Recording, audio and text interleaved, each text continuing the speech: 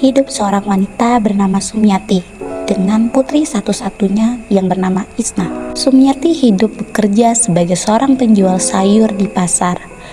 Suaminya meninggal karena serangan jantung beberapa tahun yang lalu.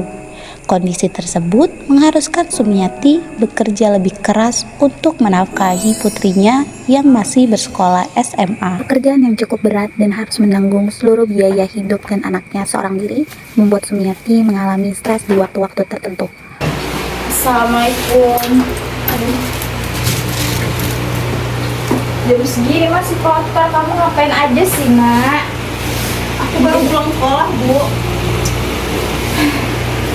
Nah, Ibu tadi habis ketemu sama Bu Herlina.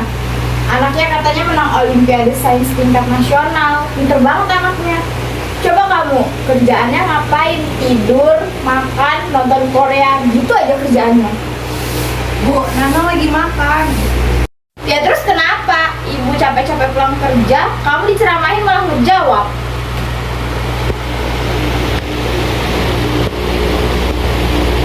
Kamu coba dandan cantik kayak si Alza itu. Udah cantik, terkenal, bisa dapat duit dari Instagram. Nggak kayak kamu, udah maghrib, nggak ada prestasi. Minimal bantu-bantu ibu kayak buat nambah-nambah penghasilan. Ibu capek nih mikirin cicilan kita. Coba kamu bantu-bantu. Aku suka offload deh Bu, jadinya pulangnya sore. Nanti deh aku cari lowongan kerja part time yang nerima anak sekolahan. Alah gitu terus jawaban kamu dari kemarin-kemarin. Ibu dulu waktu masih kecil langsung bantuin nenek kamu pulang sekolah. Nggak kayak kamu dikasih tahu banyak banget alasannya. Kapan kita bisa kaya kalau kayak gini terus? Nana bingung harus membantu ibunya dengan cara apa untuk meringankan beban ibunya. Menjelaskan alasan mengapa ia tidak bisa membantu ibunya adalah hal yang sia-sia karena ibunya tidak mau mengerti lebih dalam mengenai perasaan Nana yang sebenarnya. Nana sudah sering menerima perlakuan serupa dari ibunya, dibanding-bandingkan, diberi perkataan yang cukup menyakitkan, tidak jarang juga kalimat yang merendahkan. Perlakuan tersebut sering membuat Nana menangis, walaupun tidak di hadapan ibunya. Jika Nana menangis di depan ibunya, ia pasti akan dimarahin. Pada keesokan harinya, Nana berada di sekolah sedang berjalan menuju kelasnya. Nana bertemu dengan teman kelasnya, yaitu Julie dan Mia. Ternyata pertemuan mereka adalah pertemuan yang baik. Aku kan kemarin di kantin. Ngaku kalian. Jangan pikir aku nggak tahu. Nggak ada yang ngomongin kamu, kita cuman ngomongin gantungan kunci dia kan, yang lucu itu. Gantungan kunci. Iya, tentang gantungan kunci. Kalian iri ya nggak mampu beli. Ada yang bilang sama aku kalau kalian ngatain aku norak. Kalian tuh yang norak. Enggak ya, kita nggak ada ngejelekin kamu, kita nggak ada ngatain kamu norak, fitnah kali. Kamu dapat informasi dari mana? Nggak penting kalian tuh tahu infonya dari mana. Sudah ada Julie dan Mia merasa terselamatkan oleh gurunya karena mereka merasa terpojokkan oleh Nana. Ia pun akhirnya langsung mengatakan yang sejujurnya kepada gurunya terkait situasi saat itu. Ngomongin aku. Ada ya. Udah, daripada kalian ribut-ribut di sini didengarin orang, mending kalian ikut saya ke ruang BK ya. Ya baik Bu, gara-gara kamu nih. Kalian lah. Ternyata guru yang menghampiri adalah guru BK di sekolah. Guru BK tersebut sudah beberapa kali menangani masalah yang dilakukan oleh Nana. Mungkin bisa dijelaskan kenapa tadi kalian mulai dari Nana dulu, karena kelihatannya Nana yang marah-marah banget nih. Jadi gini Bu, mereka berdua ini tuh gak mau ngaku gitu Bu, kalau mereka tuh sudah membicarakan saya.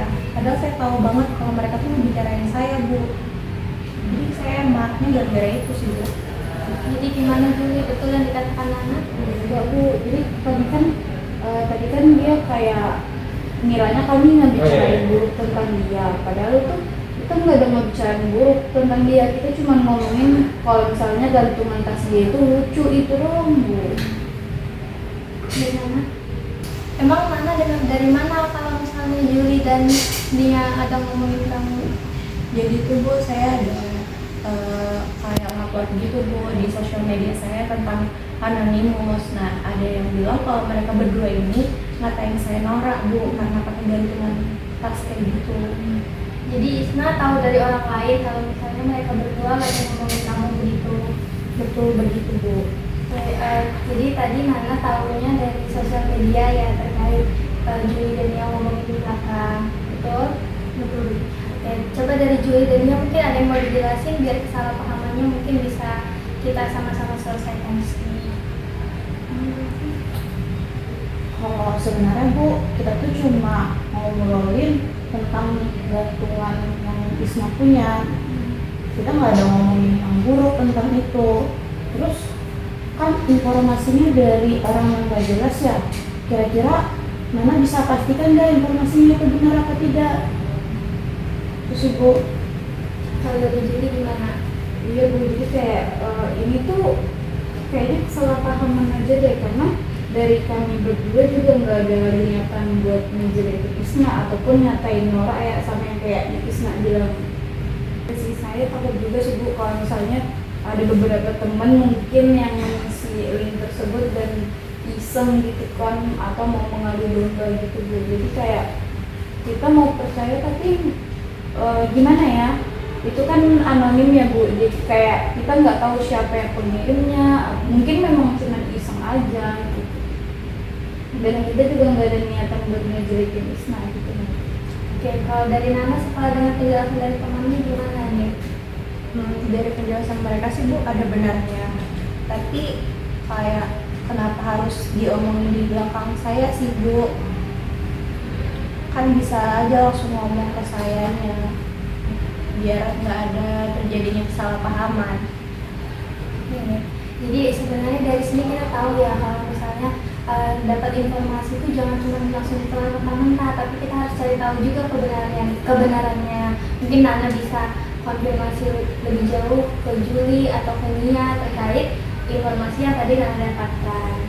Nah, kalau seperti tadi tuh Nana tarik Juli atau dorong Juli, terus juga ngomongnya kasar, itu bagus nggak?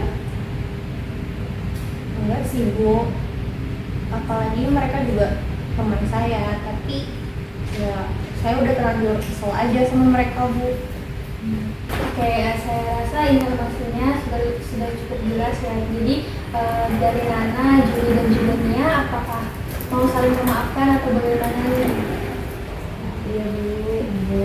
Ya, mungkin bisa salam-salaman untuk saling maaf-maafan. Maaf ya, aku juga minta maaf ya udah narik kamu. Maaf ya Nia. Ya, jadi kan di sini informasinya juga sudah cukup jelas, sudah clear semua. Mungkin ibu cuma pesan kalau misalnya menerima informasi apapun jangan cuma ditelan sendiri, tapi bisa dicari tahu, di cross check lagi ke temannya. Terus juga kalau misalnya kita bersosial media, kita itu harus terima konsekuensinya. Kita harus terima kayak kita diomongin orang ataupun difitnah orang, kita harus terima itu. Oke, dan saya harap kedepannya kalian bisa lebih bijak lagi dalam bersosial media, dalam berteman. Terus juga jangan mudah kemakan sama informasi yang menjerumuskan gitu. Betul. Oke, karena permasalahannya sudah selesai, mungkin Juli dan juga Nia bisa kembali ke kelas, tapi untuk Nana bisa bertahan sebentar, seperti saya mau ngomong sesuatu. Betul, terima kasih banyak ya. Iya ya. Ya. Jadi ya. Oke, nah Ibu lihat dari wajah Isna itu kayak pengen mengungkapkan sesuatu gitu. Ada sesuatu yang dipendam, Isna boleh cerita ke Ibu?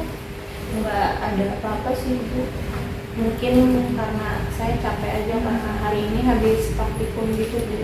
Karena harus praktikum ya. Tapi yang dari yang Ibu lihat memang ada sesuatu yang mengganggu pikiran dari Nana. Mungkin kalau Nana mengungkapkannya nggak apa-apa, Bu, bisa ke saya.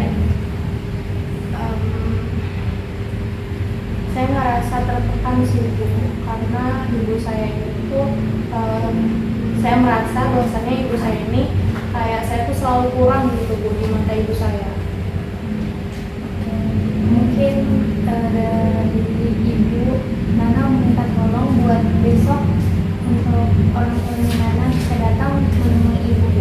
Minta tolong. nggak yakin Bu, karena ibu saya sendiri ini orangnya sibuk ibu, karena emang harus dagang gitu kan Bu, jadinya saya nggak bisa meyakinkan bahwasanya ibu saya akan datang. Nanti akan ibu yang bantu buat ngomong ke ibunya untuk datang besok, karena saya rasa ini bakal membantu kalian berdua ke depannya sih. Baik Bu, nanti saya coba sampaikan ke ibu saya. Terima kasih ya Nana, silakan kembali ke kamu. Baik Bu, terima kasih. Nana berjalan pulang ke rumahnya dengan perasaan khawatir karena harus memberitahu ibunya untuk menemui guru BK-nya.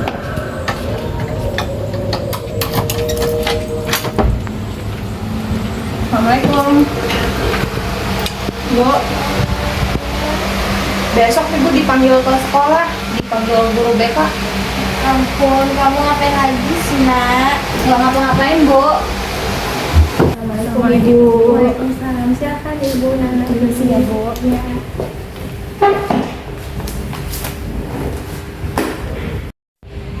Terima kasih Ibu sudah menyempatkan waktu untuk hadir di sini. Sebelumnya apa kabar Ibu? Alhamdulillah baik Bu. Jadi maksud dan tujuan saya mengundang Ibu ke sini untuk membicarakan terkait Nana. Jadi terima kasih Bu sudah mengundang saya. Mungkin dari saya juga mau yang terbaik buat Nana ke depan Ibu Nana. Jadi begini Bu, saya mengamati kalau memang Nana ini punya beban emosional sendiri yang ada dari rumah, karena dia itu kalau misalnya sama temannya itu emosinya sering meledak-ledak gitu.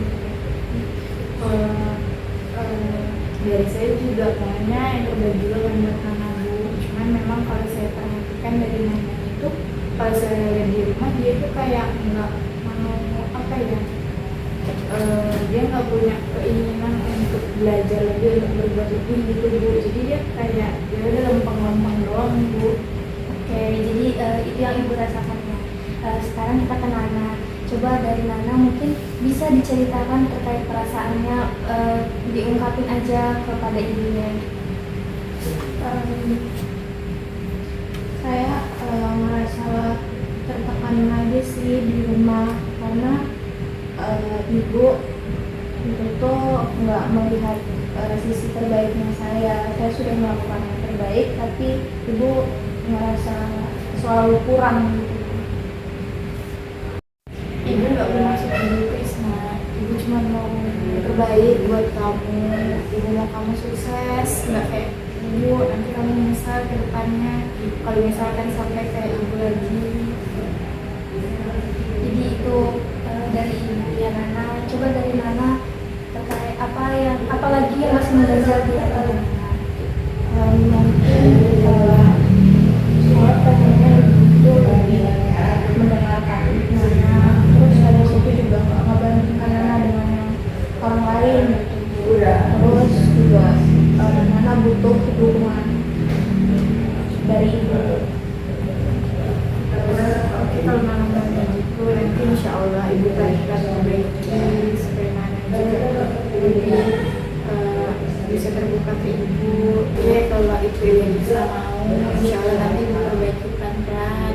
Kalau gitu ibu minta maaf ya Isna, kalau misalkan sama ini ibu ngedidiknya keras. Saya juga minta maaf sama ibu kalau sering mungkin membangkang perkataan ibu. Saya minta maaf ya Bu. Ya Isna, ibu maafin. Semoga Isna juga bisa lebih baik ke depannya. Baik, jadi permasalahan antara ibu dan juga Nana di rumah mungkin sudah selesai sampai di sini. Tetapi pesan saya mungkin Nana dan juga ibu bisa lebih terbuka lagi satu sama lain, saling menceritakan kondisinya, terus juga lebih mengerti apa yang Nana alami atau yang ibu alami begitu. Saya sebagai guru yang menjembatani pertemuan ini merasa sangat senang dan juga bangga sama kalian berdua karena kalian bisa saling memaafkan ya ibu dan juga Nana. Jadi ini adalah langkah awal untuk kalian saling membangun komunikasi yang lebih baik lagi ke depannya. Terima kasih Ibu dan juga Nana yang sudah mau bersedia hadir di sini. Terima kasih juga Ibu udah menjembatani permasalahan kami. Mungkin ya kedepannya kalau misalkan Nana ada sesuatu mungkin bisa juga kalian Ibu buat bantu. Bagaimana Nana perasaannya senang bisa berbaikan dengan ibunya?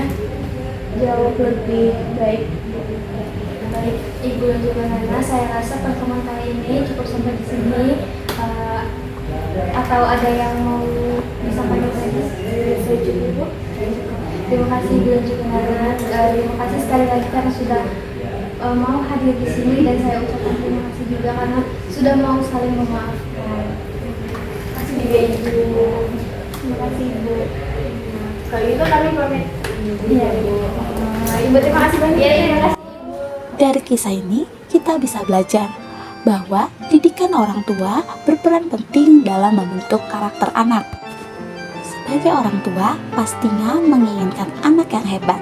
Namun, bagaimana orang tua memberikan motivasi belum tentu bisa diterima baik oleh anak. Sebelum orang tua menuntut anak menjadi pribadi yang lebih baik dari mereka, orang tua perlu memperbaiki terlebih dahulu bagaimana diri mereka bisa menjadi contoh yang baik bagi anaknya.